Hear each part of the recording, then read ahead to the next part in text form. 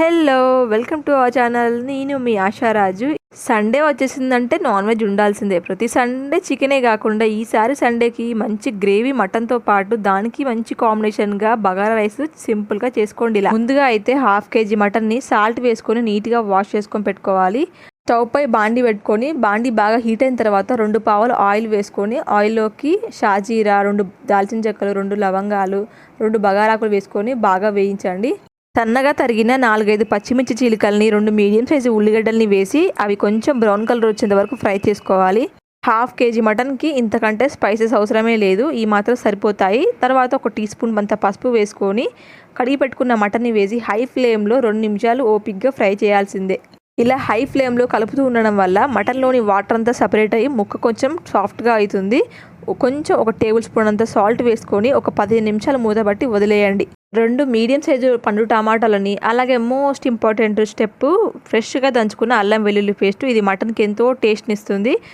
అలాగే మీకు రుచికి తగ్గట్టు కారం పొడి, సాల్ట్ వేసుకొని ఒక గుప్పడు కొత్తిమీర, పుదీనా, ధనియాల పౌడర్ వేసుకొని 10 నిమిషాల తర్వాత 1 గ్లాస్ నీళ్ళు యాడ్ చేసుకొని మూత పెట్టి 2 నిమిషాలు ఉడికించండి. కొత్తిమీర చల్లేసుకుంటే కూర రెడీ. మటన్ ముదురుదైతే మాత్రం కుక్కర్ గిన్నె వాడుకోవాల్సిందే. ఇది లేతది కాబట్టి నేను గిన్నెలో చేశాను. ఇప్పుడు మటన్కి మంచి కాంబినేషన్లో బగారా రైస్ సింపుల్గా చేసుకోండి. ఇలా నేను ఈ బగారా రైస్ని బాస్మతి రైస్తో చేస్తున్నాను. మీరు కావాలనుకుంటే నార్మల్ రైస్తో అయినా చేసుకోవచ్చు. రైస్ని 2 సార్లు వాష్ చేసుకొని నీళ్లు పోసుకొని ఒక 1/2 అవర్ పాటు నానబెట్టుకోవాలి. అంతకుమించి అవసరం లేదు, లేకపోతే బియ్యం విరిగిపోతాయి. కుక్కర్ గిన్నె కానీ లేకపోతే అన్నం వండుకునే గిన్నె కానీ పెట్టుకొని దాంట్లోకి జస్ట్ వెజిటేబుల్స్ అన్నీ ఫ్రై అవ్వడానికి సరిపోయేంత ఆయిల్ వేసుకోండి. 2 టేబుల్ స్పూన్లు అయితే సరిపోతుంది.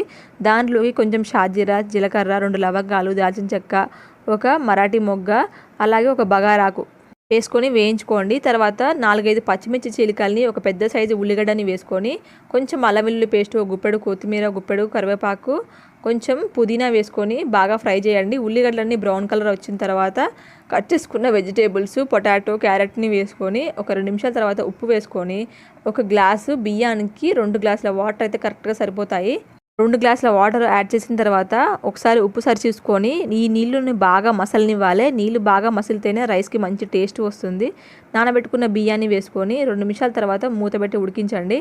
ఏ స్పెషల్ డేకైనా మనం ఎన్ని రకాల స్పెషల్స్ చేసుకోవాలన్న టైం ఉండాలి. ఇలా చకచకా వంటలు కావాలనుకుంటే మాత్రం నేను గిన్నె వేడయ్యేలోపు ఉల్లిపాయలు కట్ చేసుకోవడం, పచ్చిమిర్చి కట్ చేసుకోవడం అలాంటి చేస్తూ ఉంటాను. అప్పటికప్పటిగా అన్ని కట్ చేసుకొని వేసుకుంటాను. అలా అయితే టైం సేవ్ అవుతుంది. పిల్లల కోసం చేసుకునే వాళ్ళు కొంచెం వెజిటేబుల్స్ ఎక్కువగా యాడ్ చేసుకోండి. బఠానీ, బీనీస్ లాంటివి. నేనైతే పిల్లల కోసం అవే యాడ్ చేస్తాను. 15 నిమిషాల తర్వాత రైస్ ఉడికిందా లేదా చూసుకొని సర్వ్ చేసుకోవడమే. నచ్చితే లైక్ చేయండి, ఛానల్ సబ్స్క్రైబ్